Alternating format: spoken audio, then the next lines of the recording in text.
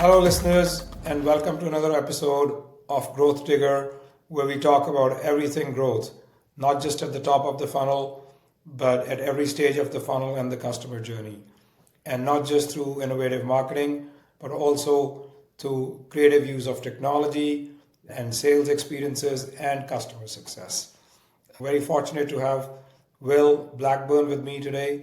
Will is the founder of DevClarity, and before that, he was a chief technology officer at a fairly large FinTech company with a large developer base across the US.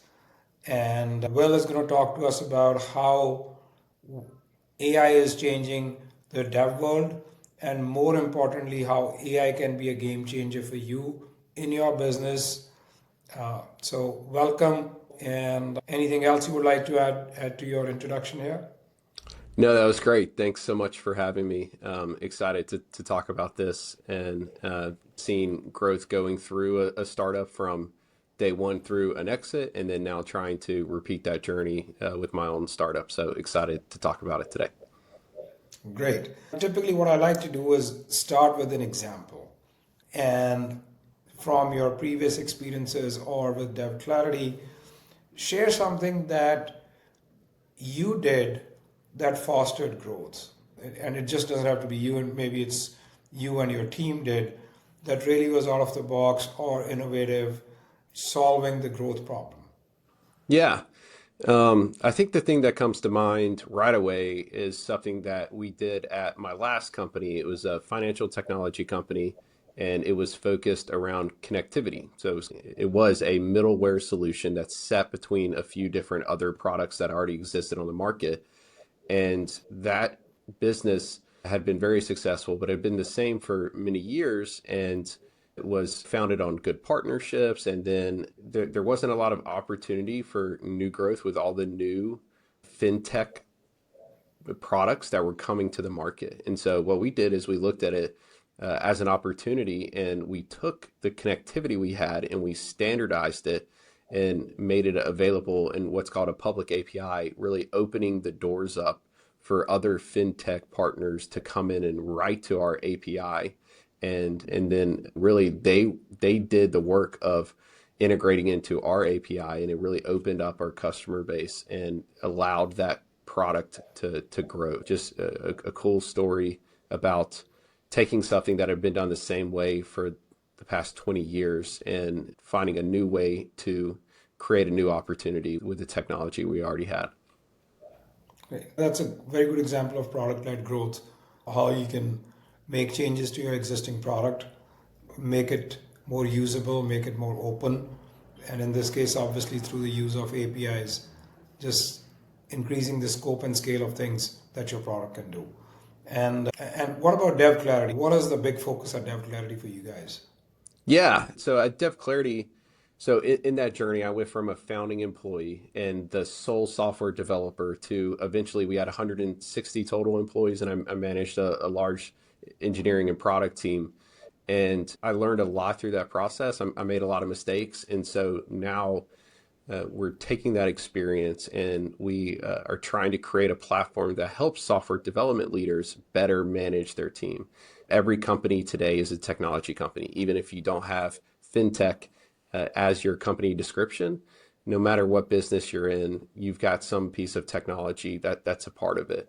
And so we're really focused on helping these companies make the best use of their development resources, which are expensive. Really, so often they are what help your company grow. And so it's been a fun journey. We've been doing this for about a year now, and we've seen some things that have worked and some things that haven't worked. So happy to go into more How do detail on you that. guys how do you guys do that? How do you guys make developers more productive?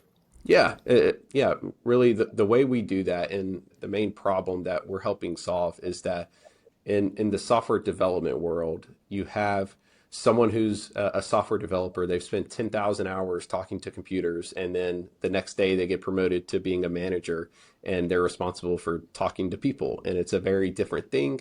There's no training involved in that. And immediately they lack structure in how they go about developing these software developers into better engineers that can write better, faster code.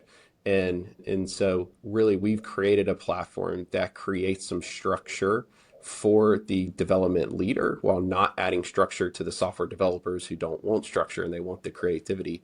And it helps those development leaders have good one-on-ones with their software developers. Recent feature we just rolled out is around performance reviews where you can look back over developer activity in their development systems and see what Does every it look at, developer has yeah, does it contributed. look at the code that they have written and assesses the quality of the code and things of that nature, or is it like something else?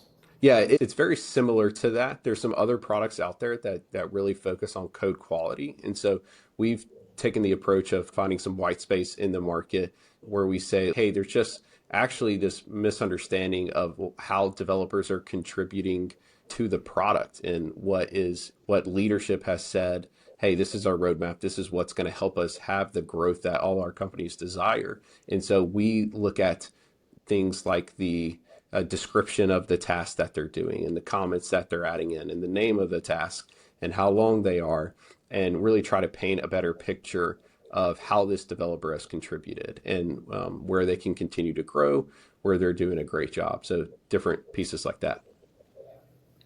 And and and I'm assuming that obviously the eventual goal is to make the developers more productive and also have a much better managed a process from a development perspective, or does it just focus on people? Yeah, at the end of the day, and we've talked to hundreds of development leaders and software developers, all anybody really cares about and what they're judged on and then rewarded on is output. And so that's what we need to be focused on as well. And we found that there's this opportunity where there could be a win across the board, where if a software developer is getting assigned to projects that they care about and they understand how they're contributing to the business and they know that their leaders have good visibility of their contributions, and then higher up the organization, if those leaders can make the right decisions in understanding how to allocate their resources and allocate the development team, then it does lead to higher output. While we focus on people and developing the software developers, at the end of the day, our goal is to help the software development team get more done, which will then help the companies grow how they want to. And how do you measure the impact of that? Yeah, that, that's a great question and something the software development industry has struggled with. And there's a lot of discourse out there about that. One of the questions we've asked when we've gone out to these companies is, hey, is there a metric that you're measured by? If you're a sales rep, you get measured by your quota. If you're a CRO, you get the kind of bundled up results of that. And while there are some metrics out there, such as velocity, which tries to measure how fast a software development team is getting work done, there's no kind of sure way to do it. So at the end of the day, most of these teams get measured on just getting roadmap items done when they said they were going to get them done. And so we found ways to tie into these software systems so we can show that information and show that's increasing. The other thing we do care about and do show is the developer sentiment. How happy are your developers? What are they talking about? Are they getting frustrated and blocked by process all the time, or are they enabled to work? And so we can show that, and that's a second order impact of productivity, but something that dev leaders do care about. And how do you guys do that? So we use generative AI extensively throughout our application and really have started to create some of these what's being called in the market today as these like vertical AI agents that can take the information we have on our platform and do things such as extract sentiment out of manager one-on-one notes or developer comments and different pieces like that. And on one end, you can just ask the developers for some of that information, but if information already exists and we're able to better understand it now through generative AI, that's a win for everybody. Got it. So some level of sentiment analysis based on the inputs that are there, and then also the information that is being collected directly is influencing what's the. And do you guys also do anything to measure the downstream impact of what you are able to do with DevClarity? in teams of in terms of productivity, in terms of the time to market, and the things that are really important uh, for any technology team. Yeah. So right now we don't go too far into some of those product objectives or goals that are being tracked. It's an opportunity for us to expand into. But we do significant amount of rolling up this information. And so if you are a company that has 300 developers, you're able to see this process for the management team and give these managers a tool that they can use as they transition into these leadership roles to better do the responsibilities of their day-to-day job and develop the Be a software better developers manager, themselves. be a better manager, be able to inspire and motivate others, and also have a pulse of Yeah, the people, basically. I went through this journey myself of becoming a development leader. I was surprised at how little tooling there is for dev leaders. There's so much tools out there. There's so many dev tools out there for software developers to write faster code, to write higher quality code, to do all that. But then from a leader standpoint, you're left on your own. And that's why so many leaders have But turned that's to Excel. And yeah, but I'm assuming that some of the HR management systems that are out there are supposed to do that as well. So how do you guys really differentiate? I know you guys are like very centered on yeah, the developer world, but is it not, can you not do everything that you just talked about in any other HRMS? yeah. It's a great question. Some of the areas where we differ is one in the data that we're able to get out and into our system. And so integrations, one, we tie into the software development systems such as Jira. We're about to add Azure DevOps, and then we'll continue to add other integrations into systems like Slack. And being able to focus on software developers and technical resources, we're going to make product decisions that really separate us out from those systems. But then, like when you think of the system of record that an HR system is, after you get things like position and salary and different things like that, oftentimes that's where the system of record stops. And we're going to go further and have gone further into other things that software developers care about and their leaders care about, such as like systems knowledge of the different pieces of the architecture stack and who knows this system and oh, this system that we still have to support, like we only have one developer left in the organization that has ever touched it. So those are the areas where we can really separate ourselves from those systems. Got it.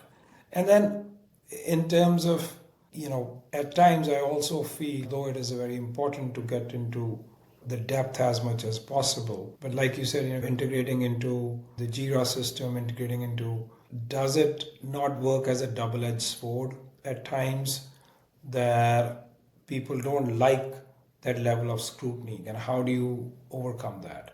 If Yeah, I'm a developer, I really don't want like anybody to be watchdog on my right.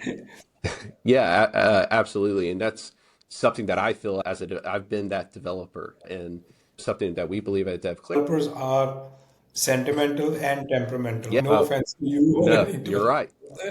Developers are sentimental and they're temperamental as well. Right, and opinionated, and I'm all of those things, and so we've been thinking about that from day one, and really a core belief that we have is that dev leaders don't need more like metric tracking; they need more guidance around what's going on and what's helping them. And when we can create more win solutions for both the developer and the leaders, that's when we really see this like harmony happen that lets the development team be better. A good example is we just rolled out some performance review material, and a key piece that we like were we just had to get in the product before we were willing to roll this out is a feature called brag docs, and that is where the developer themselves can advocate for the things that they've done over the period. So maybe it's an annual review, they can go in and they can add, hey, this is how I contributed. And so it's not just a one-sided review, it includes those developer items Their in opinion the and their system. view of their world, basically. Oh, that's Yeah, great. Yeah, and I exactly. think I think being able to inspire teams to be better at what they do is certainly like the recipe for growth. If we're talking about development teams, if they can ship software faster, that means like, more customers can adapt it. It certainly means faster growth, especially in product-led growth scenarios. It is so important to be able to roll out features and functions and keep yourself differentiated from the rest of the world. And the key to speed is really an inspired team of developers. Yeah. Yeah. And I think this is only going to become more important with the revolution that's happening with software right now because of AI. It's easier than ever to prototype a new feature and get it in front of a customer, whether it's like a little demo or actually getting it shipped to your production site.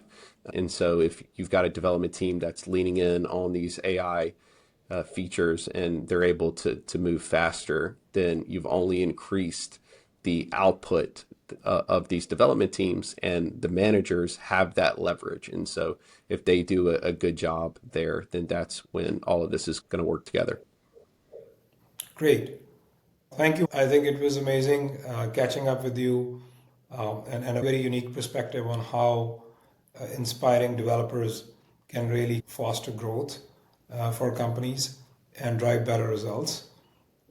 Any parting notes that you would like to share? I think I would just say I'm a big fan of these AI technologies, and while they still have a lot of room to grow and get better, I think that we're well past the stage where every company should be using them, and the only way you're going to figure out what works and what doesn't work is by using them. And so I would encourage everyone to lean into Yes, them. AI. I'm a big fan of AI. We have a big initiative going on at Growth Natives as we speak. Like I was telling you earlier, we're a, we're a team of about 350 technocrats across the funnel, be it with like marketing ops or sales ops and customer experiences and any kind of development and product engineering.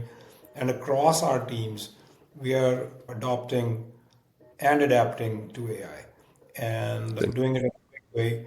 We're setting up a center of excellence around AI as well, just to make sure that we kind of stay ahead of the curve.